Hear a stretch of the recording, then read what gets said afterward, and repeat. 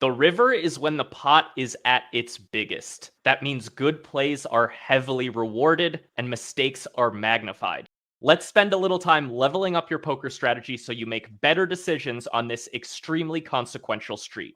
My name is Mike Brady, alongside Scottish poker pro Gary Blackwood. What's up, guys? We're going to give you 5 tips for how to improve your river EV. We're going to focus on things like blockers, splitting your range, going thin for value, overfolding, underfolding. If you want to improve on the river, this is the podcast for you. Yeah, and if you want your bluffs to work more often and your strong hands to bring in as many chips as possible, listen closely to tips number 3 and number 5. So, Mr. Blackwood, what is your first tip for playing rivers in No Limit Hold'em? So the first thing that we're going to talk about today is betting thinner for value. It is so important that we're going for value really often with hands that might feel a little ambitious to value bet in the right spots. I'm specifically talking about single raise pots where your opponent has capped their range by checking the flop and checking the turn, or they've bet the flop and then checked on the turn, and we arrive to the river with a hand like second pair, third pair, even fourth pair in a variety of situations. These hands might feel a little thin to bet, but it's really important we're betting them in the right circumstances and getting thin value. Even in 3-bet pots, your opponent can check the flop and check the turn. It's very clear you've got the best hand.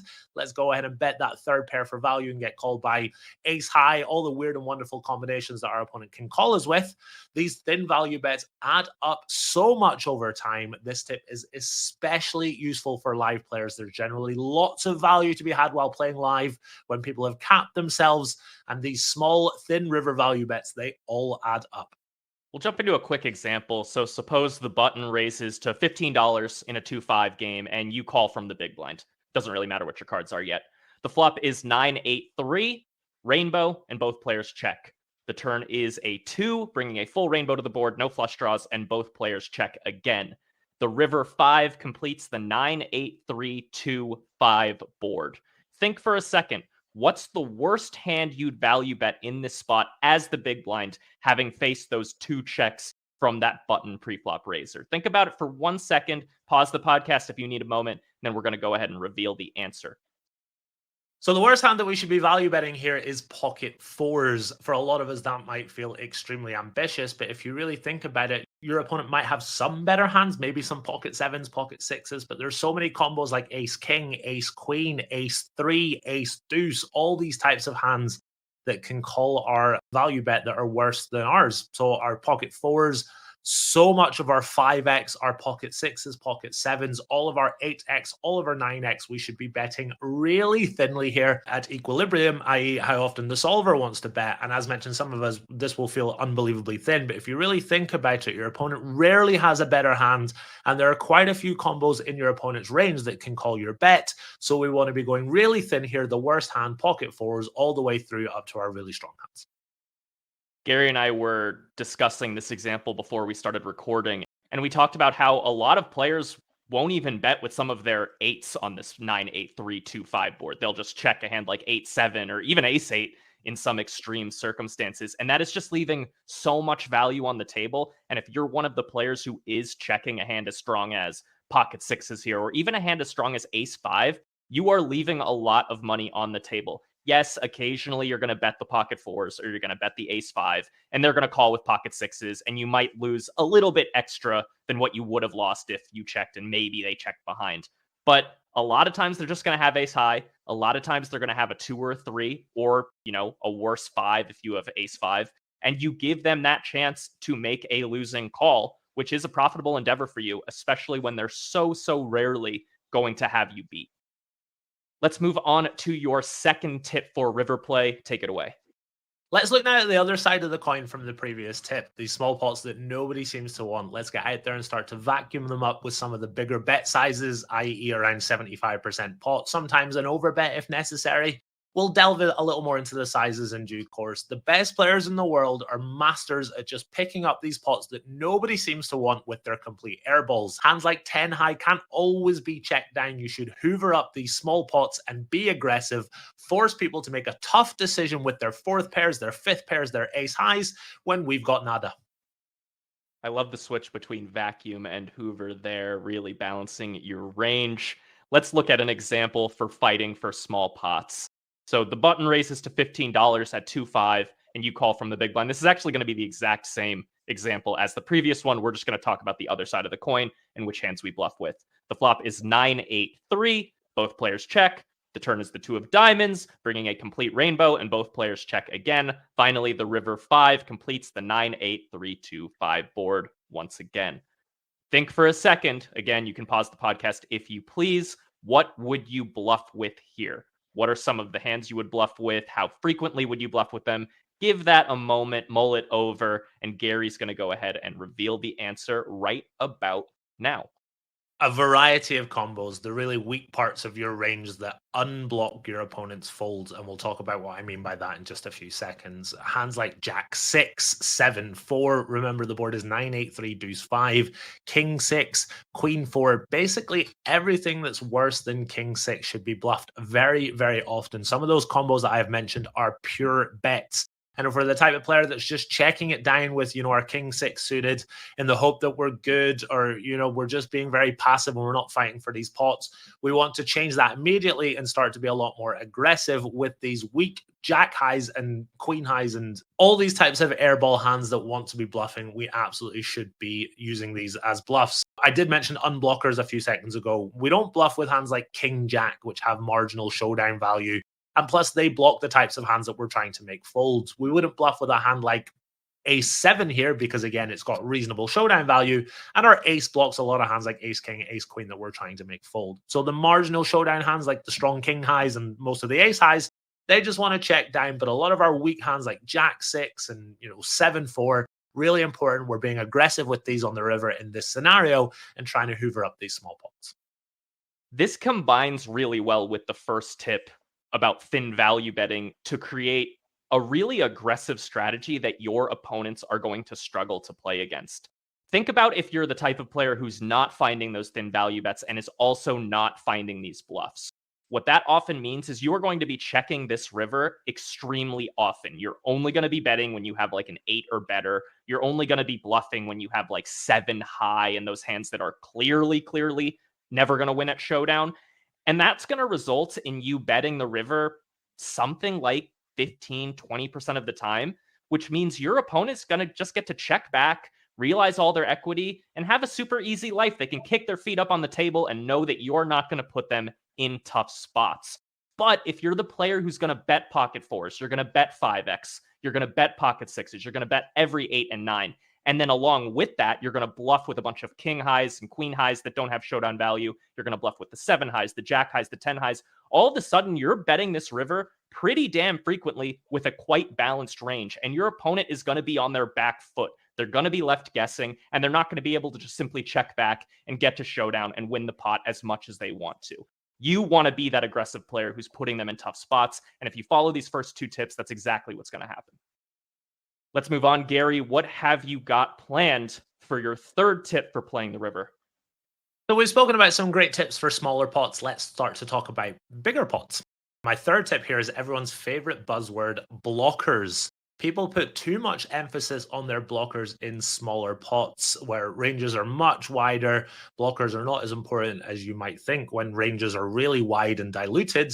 But in bigger pots like 3-bet and 4-bet pots, they become much more important. And you want to really focus on the types of blockers that you have or the types of blockers that you don't have.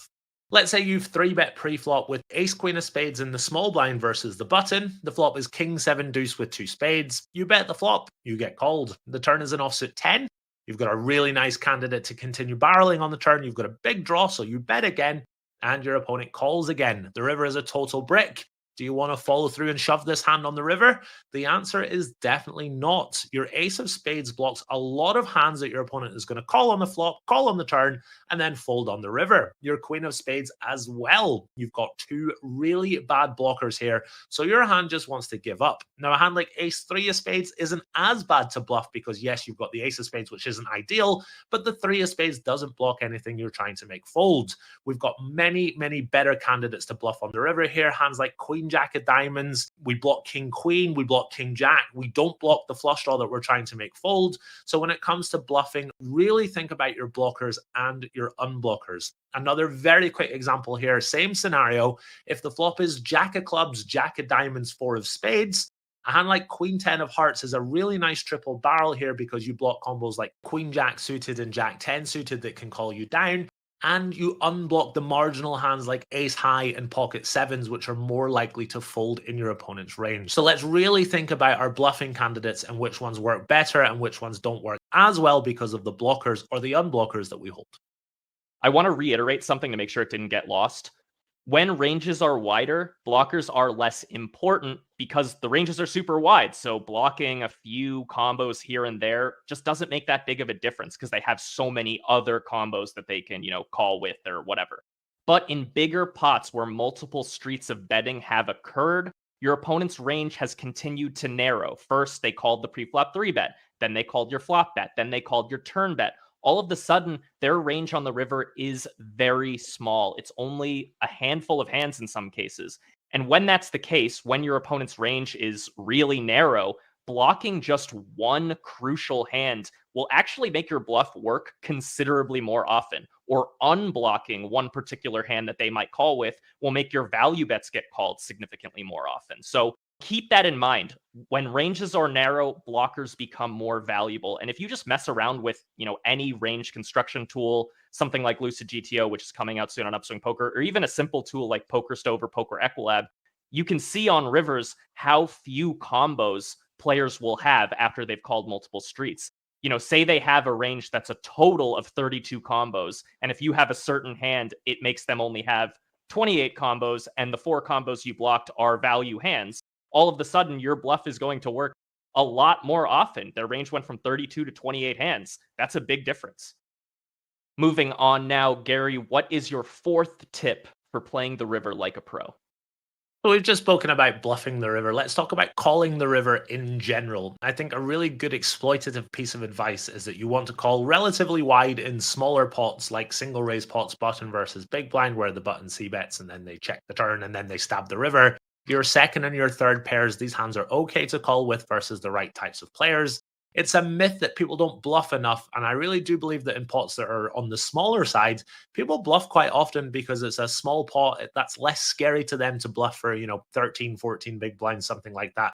So don't be afraid to make some light calls in smaller pots with the right types of hands where people are going to feel more comfortable bluffing. On the flip side, in larger pots where people 3-bet pre-flop or they 4-bet, then they bet the flop and they bet the turn, and they're shoving their whole stack on the river, you are much better off tightening up and slightly overfolding in these spots. This is a spot where I'm very happy to fold my marginal bluff catchers and only call my stronger hands. People feel much less comfortable bluffing it off for all their chips in big pots than they would do betting in small or medium-sized pots. So here we can exploitatively tighten up and just call the stronger parts of our range and bluff catch less. Having said that, we all know the types of players in our games who are super aggressive, or we've got a really splashy wreck who loves to bluff.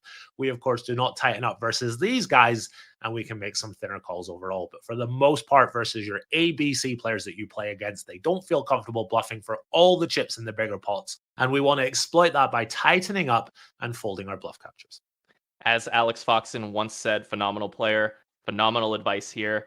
Use folding as a weapon against weaker players who aren't willing to put in those bluffs. Gary, let's wrap this thing up. Hit us with your 5th and final tip for playing rivers. So the last thing we're going to talk about is splitting our range. Now, this is a fancy term for having a couple of different sizes on the river. So the way that poker works is you open pre-flop on the button and the big blind calls. The flop comes down ABC. You look at that board and you have one size with the range that wants to bet. You generally wouldn't have a small size and a big size. You can if you want, but the difference in EV is absolutely minimal, so you're better off just having one size. On the flop, on the turn, one size. However, when we arrive at the river, you'll generally want to have a small size and a large size. That small size will be 33% when we're out of position, 50% when you're in position, those types of second and third pairs that we spoke about earlier, and your really weak top pairs in certain situations. And then you'll want to have the larger bet size to go with the stronger parts of your range, your sets, your straights, your flushes, and so on. This is really important, particularly that smaller size, because if we want to bet hands like third pair, we can't really do that if we just have one size of 75%. We need this small size to allow us to bet really wide with these thin hands, which all add up. Now, you might think that having two sizes leads you to be unbalanced, and it's of course important for you to put some strong hands in your small bet size. Not always, but sometimes. The two types of really strong hands that go into your small bet size will be one, nutted hands like 10-8 on 9-6 deuce 7-3, or a nut flush second flush type hand. The reason for this is that when you bet small, your opponent should raise your small bet a lot. So it's super nice for us to induce that raise and then shove it in their face with our nutted hand. The second type of hand that you can bet small with to balance your range is a hand that blocks your opponent's calls. So on a board like Queen 9, 3, 7 deuce, I'll never bet small with pocket threes. I don't block anything I'm trying to get called by. That's a great hand to go into my really big size. But a hand like Queen 9 on Queen 9, 3, 7 deuce, where we block the queen, we block the 9. Not always, but sometimes that's a nice hand for us to put into our small bet size. Yeah, I think splitting your range on the river and probably splitting ranges in general between multiple sizes is something that a lot of our listeners are not super experienced with. So I think it'll be helpful to kind of run through both of those examples that you talked about briefly there. So let's put some specificity to those examples, talk about how we might go about building our small bet range and our big bet range on those boards. So first one, let's say it's 2-5 again. You reach the river with $60 in the pot, and the board is 9-6 7-3. And let's say a flush is possible. It was 9-6 rainbow, turn 7 of hearts, bringing a flush draw, and the river 3 of hearts, completing a flush. Maybe you see bet on the flop. Maybe you call the turn probe. It really doesn't matter what the action is. The important thing is the action has checked to you on the river, $60 in the pot, and you're deciding to build two different betting ranges. That small bet range, Gary, what is that going to look like? So in this specific scenario, when we're in position or out of position, more so when you're out of position, you want to bet a lot with your second pairs, your third pairs. You're going to have some of your flushes or straights for value. Again, it is quite important to be balanced in this node. And we're obviously going to balance this with some bluffs. We can put a variety of bluffs into our range here, depending on how we arrive to the river. But looking at this board, we've got plenty of bluffs to choose from. Hands like Jack 10, Queen 8, XYZ, the list goes on. So we've got those second and third pairs, the marginal parts of our range, some really strong hands for balance, and we've got plenty of bluffs to choose from as well. Yeah, it's just really important to mix a handful of those super strong hands into the small bet range. You do not want to be betting small, and the very best hand you could have is second pair. Obviously, that's extremely exploitable, and you better have a really good reason for doing that if you choose to do so. But most of your strong hands are going to go into that big bet range, right? And that's kind of the reason we have that big bet range, is so we can get max value when we have a very strong hand. So that big bet range, Gary, correct me if I'm wrong, it's going to be strong top pairs and better. That includes all your two pairs, your sets, your flushes, your straights, and then you're going to balance that with bluffs as well. Yeah, absolutely. A lot of our big bet range is going to be made up from exactly what you've said there. Strong top pairs, two pairs, sets, straights, and then we balance these with our bluffs as well. It's kind of difficult. One of the most difficult parts of the game is to work out which bluffs go into the small size and which bluffs go into the big size. Generally, people tend to just mix. Sometimes they'll take the same combo, say Queen 8 on this texture. Sometimes they'll bet small with it. A lot of the times they'll bet big with it. Generally, you'll use the big size more when you're bluffing, but you, of course, have to have some small bluffs in there as well, just for balance purposes. And it's really cool to just bet the river for a small size with Queen 8 and make your opponent fold. Yeah, it is really nice to get an efficient bluff through like that. I think the takeaway for anyone listening who is wondering, well, how exactly do I decide what to bluff with? Just try to have some sort of logic to it. Like Gary said, you're going to bluff more with the big size because your opponent is getting worse pot odds. So naturally, you're going to bluff more with that range. It's kind of just how poker works mechanically. But as long as you have some logic in game, I'm going to bluff with this hand in the small size because X, I'm going to use the big size with this bluff because of Y. Or if you just mix, like Gary said, you're going to be close enough to right and you're not going to be losing a lot of EV. And then if you want to really study up and dig into some spots, look at some solver solutions, maybe check out the upcoming GTO trainer on Upswing Poker, Lucid GTO, and you could really study exactly how the solver chooses their combos. Maybe you could pick up on some heuristics that you could carry to your game. But in the meantime, you're going to be totally fine, kind of just winging it and using logic in the moment. Just make sure you're trying to balance these ranges, and you're going to end up pretty close to correct. Let's look at that second example real quick, too. So now it's 1-3. Let's say you reach the river with $30 in the pot, so 10 blinds.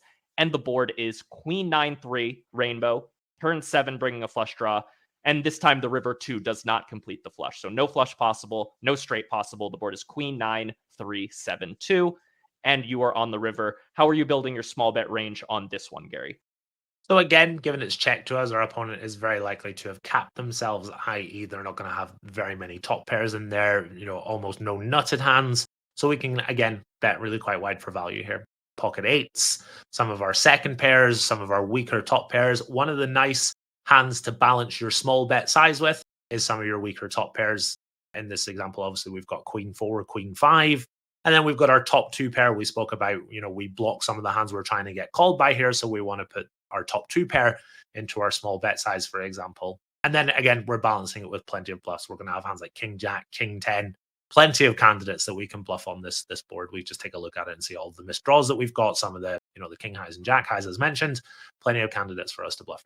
Perfect. And then the big bet range, same as before. It's going to be strong top pair or better, balanced with bluffs. That's where you're really going for the home run, trying to win as much money as possible, sometimes even with an overbet when you have a set or something, or a really, really strong top pair. That's where you're going for the big right hook. Sorry for the mixed sports metaphors here. And you're going to try to extract as many chips as possible from your opponent with that part of your range. But then you're also going to eke out some value with those hands like pocket eights and second pairs by putting those into the small bet size. So you kind of get the best of both worlds. You get to bet small with your kind of medium strength hands and get that crying call from your opponent. And then you're going to go for the home run with those super strong hands.